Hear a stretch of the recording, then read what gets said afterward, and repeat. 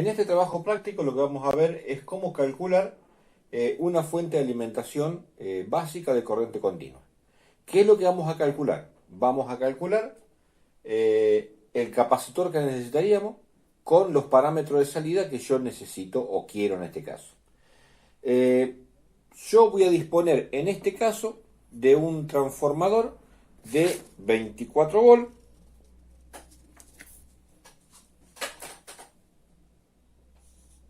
de corriente alterna, y ese valor es el valor eficaz. ¿Qué significa eso? Si yo hago una gráfica,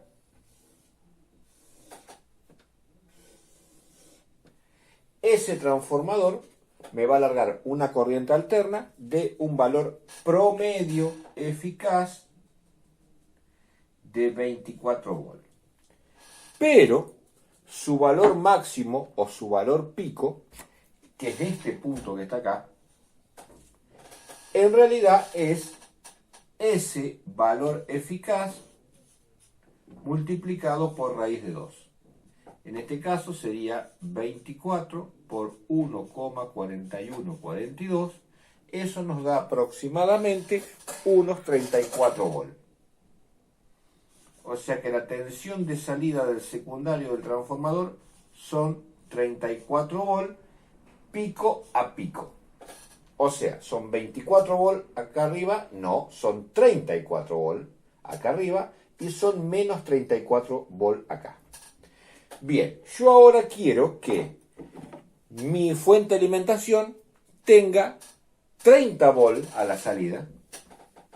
Yo quiero que mi salida de la fuente sea de 30 volts y una corriente máxima de salida de aproximadamente 150 miliamperes, que sería lo mismo que poner 0,15 amperes. Bien, ahora, lo primero que tenemos que saber es que necesito 30, pero tengo 34. Bien, otra cuestión, nos está sobrando tensión. Otra cuestión que tenemos acá es que en el semiciclo positivo, o sea, en este, sabemos de antemano que solamente va a conducir este diodo, pasa toda la corriente por acá y va a volver por este diodo. O sea, que en ese circuito van a estar en serie dos diodos. Cuando venga el semiciclo negativo, va a conducir los otros dos diodos. Va a conducir este diodo y este otro diodo. O sea, siempre tengo dos diodos en serie en cada semiciclo. Por lo tanto, la tensión de cada semiciclo va a reducirse en la tensión que tiene cada diodo por 2.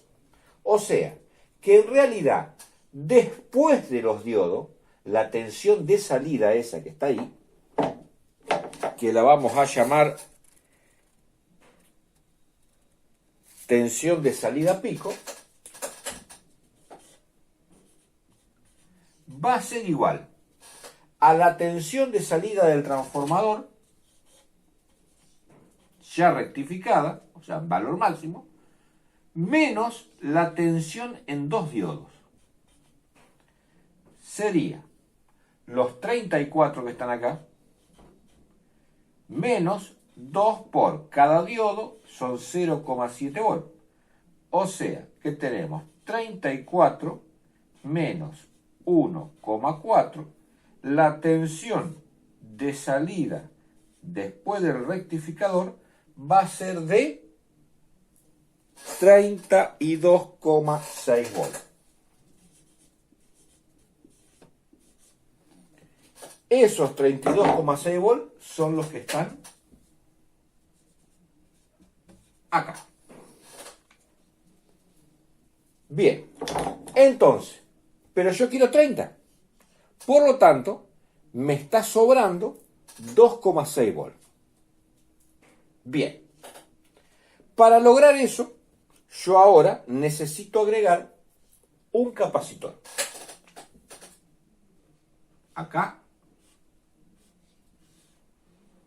¿Para qué? Porque ahora yo tengo esta tensión rectificada más chiquita. Dijimos que acá teníamos 34, pero ahora sale esta. Esto no es corriente continua como la que nosotros queremos. Esto se llama corriente continua pulsante. Yo necesito ahora hacerla prácticamente continua. Es decir, trazar una línea que una las partes superiores. Pero no hace falta tener una línea. Yo puedo tener en promedio 30 volts. ¿Cómo hago ese promedio? Me estoy pasando 3,2 volts. Por lo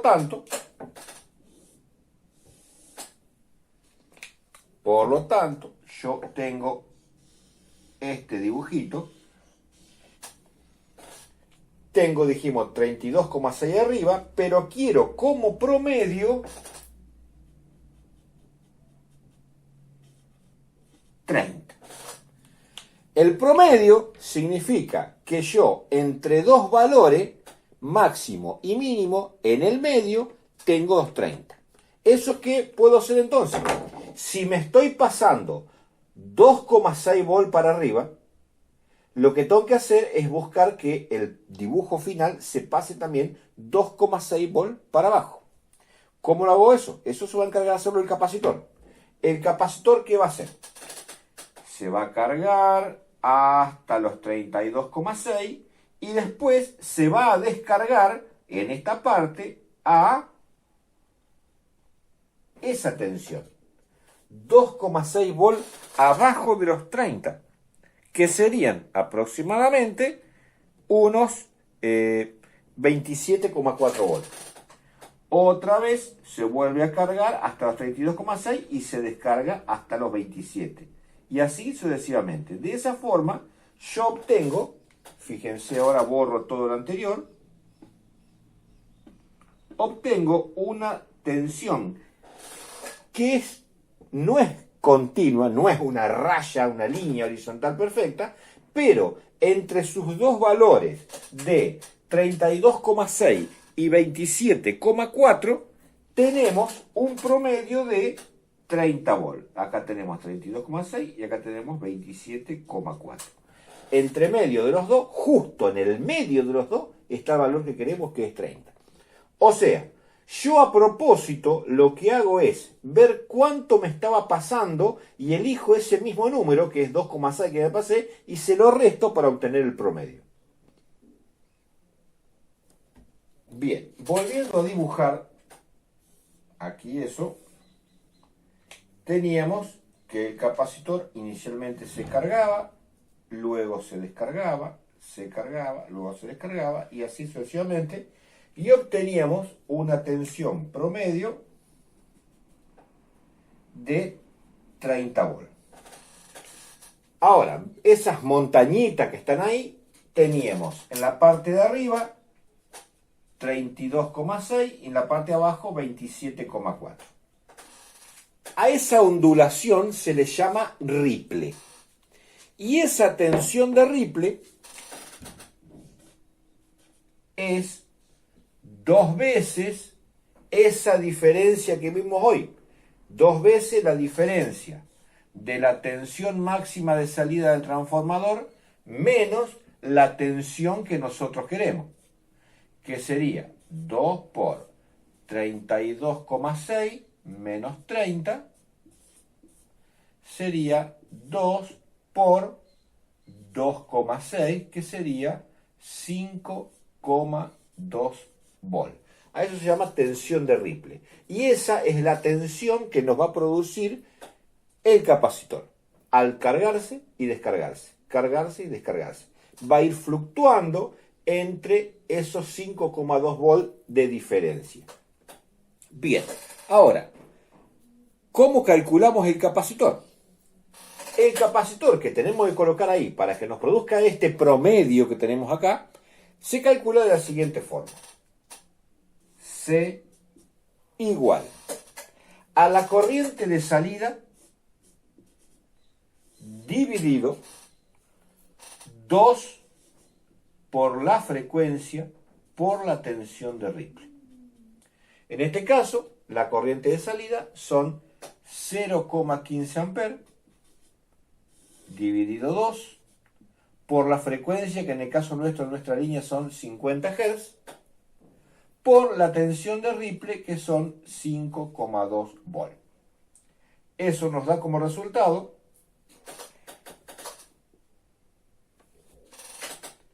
0,3028 farad.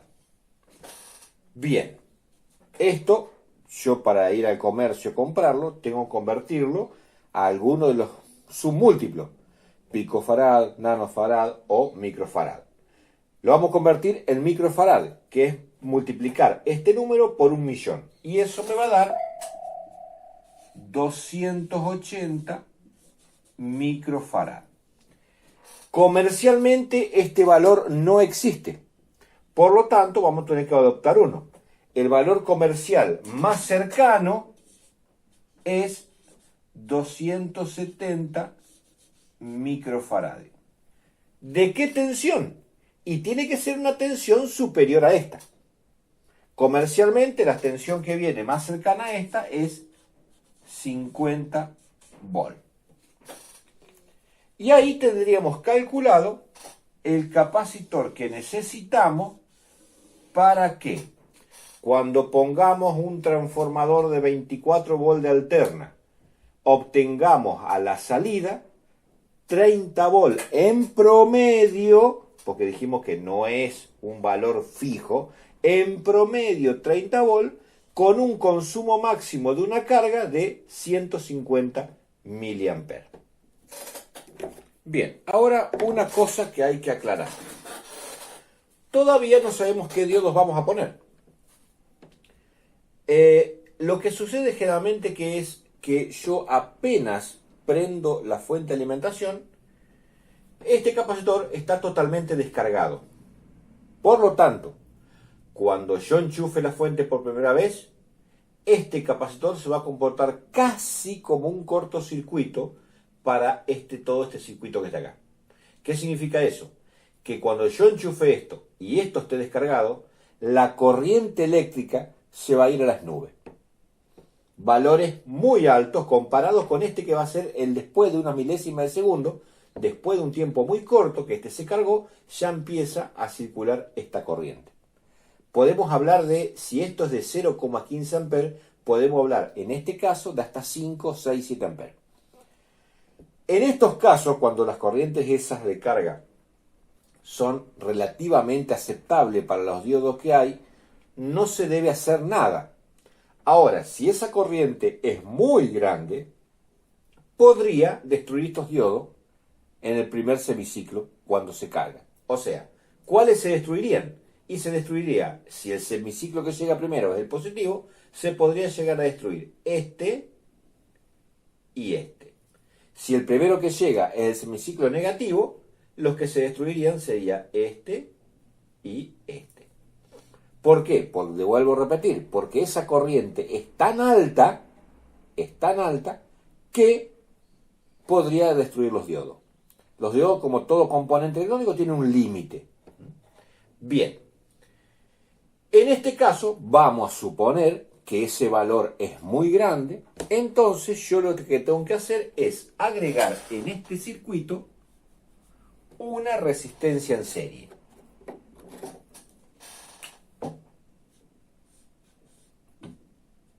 Que la vamos a llamar RS. Esa resistencia se va a encargar de frenar ese impulso de corriente a valores aceptables. Vamos a suponer, si esta corriente se iba a unos 10 amperes, yo quiero que no suba más allá de 3 amperes. Entonces, ¿cómo se calcula? Primero, tenemos que averiguar cuánto tiempo demora este capacitor en cargarse. ¿Cómo se calcula eso? Con la siguiente forma.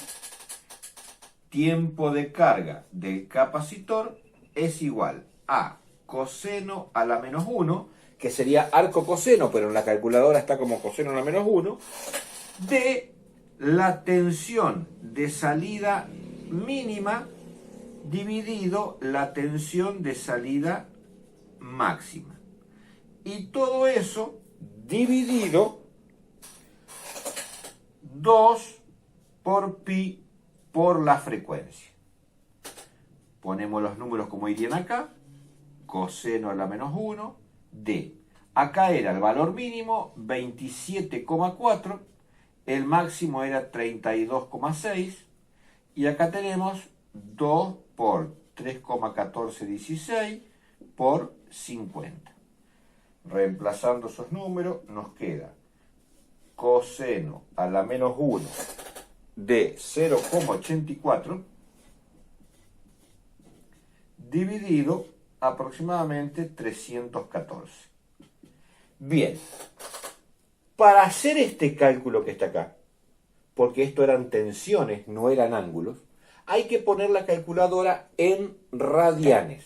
O sea, tiene que aparecer arriba en la calculadora un dibujito o un cuadradito que diga rad. Recién ahí puedo hacer esta operación. Bien, una vez que ponemos la calculadora en radianes y hacemos el cálculo, eso da 0,574 dividido 314. Me dice este resultado que ese capacitor va a demorar en cargarse 1,8 milisegundos. Bien, con ese tiempo de carga, yo ahora voy a averiguar cuánto vale la corriente pico que va a soportar ese capacitor cada vez que el capacitor se cargue. Ahora, ¿cómo se calcula? Eso se calcula haciendo la siguiente expresión. Corriente de salida promedio por el período de nuestra corriente alterna dividido el tiempo de carga del capacitor. Eso nos va a dar la corriente promedio de salida de los diodos, que deben bancarse cada vez que aparece ese pico de carga del capacitor. Bien, ahora poniendo los números, tenemos que la corriente de pico promedio de salida es la mitad de esta. ¿Por qué es la mitad de esta? Y porque la mitad la dan dos diodos y en el semiciclo positivo y negativo la otra mitad la dan los otros dos. Entonces, en promedio es la mitad, que sería 0,075 por el periodo de la corriente alterna, que es 20 milisegundos, 0,02, que vendría a ser 1 dividido 50, nos da esto, dividido el tiempo de carga del capacitor, que fue 0,0018 segundos. Tengo que pasarlo a segundos, no puedo dejarlo milisegundos acá adentro. Bien, eso nos da que en ese momento los diodos se van a tener que bancar aproximadamente unos 0,83 amperes.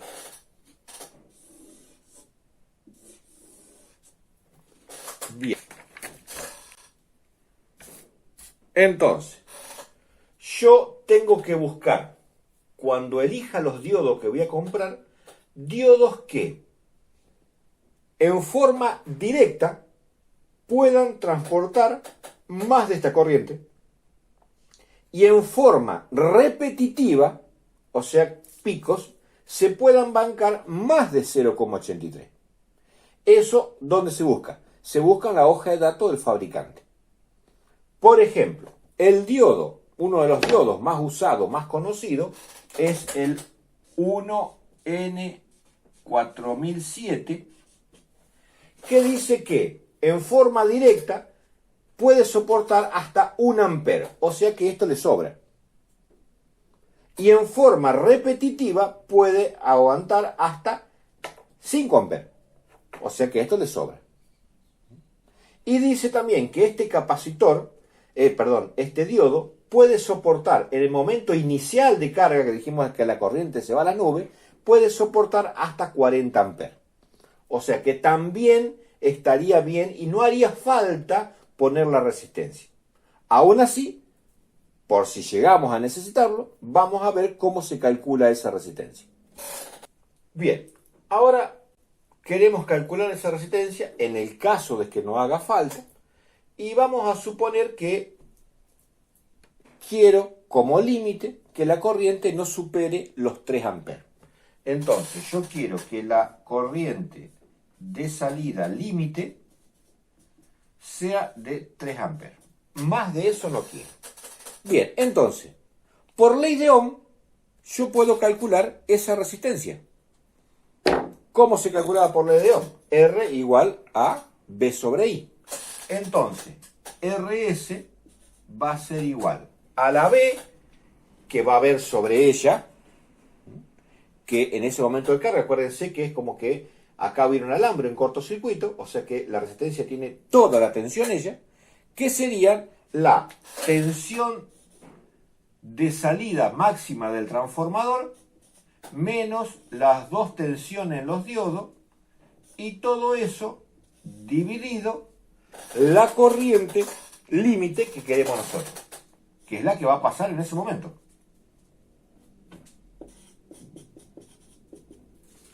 Dijimos que esto era 34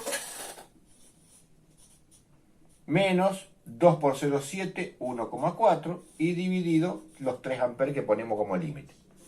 La resistencia de salida, dijimos que esto daba 32,6 sobre los 3 amperes, esto da exactamente 10,8 ohm.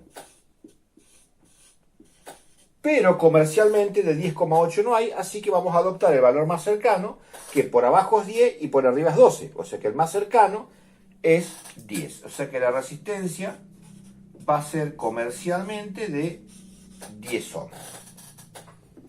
Bien, ahora nos falta un pequeño detalle. Tenemos que saber de qué potencia o qué tamaño, como decimos nosotros, la potencia nos determina el tamaño de la resistencia. ¿De qué potencia tengo que comprar esa resistencia? ¿Cómo se calcula la potencia? La potencia era igual a I cuadrado por R, o puede ser B cuadrado sobre R, o puede ser B por I. En este caso, porque tenemos esos valores. Entonces, la corriente de salida y la resistencia RS.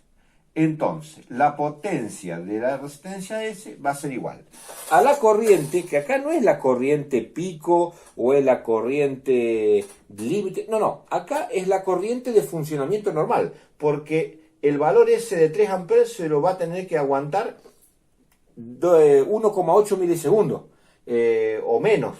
El tiempo que más va a tener que soportar es esta corriente. Entonces, tendríamos 0,15 al cuadrado por 10. Eso me da una potencia de esa resistencia de aproximadamente 0,22 watts. Vamos, de 0,22 watts no viene. Lo más cercano que viene es un cuarto watt, que es 0,25, pero estaríamos muy cerca. Entonces, por las dudas, para cubrirnos, vamos a adoptar una resistencia comercial de medio watt, que sería 0,5. Según todos los cálculos que vimos recién, obtuvimos que vamos a colocar un capacitor de 270 microfaradios por 50 volts, una resistencia límite o de protección de 10 ohm y aproximadamente medio watt. Y vamos a necesitar 4 diodos que puedan soportar una corriente directa mayor a 0,15 amperes, que puedan soportar una tensión inversa mayor a 30 volt, una corriente repetitiva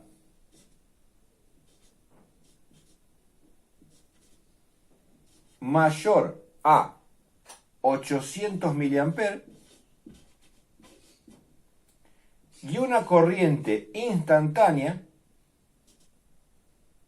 mayor a 3 amperes. Y ahí tendríamos nuestro circuito que nos daría una tensión promedio de salida de 30 volt con un consumo máximo de 150 miliamperes.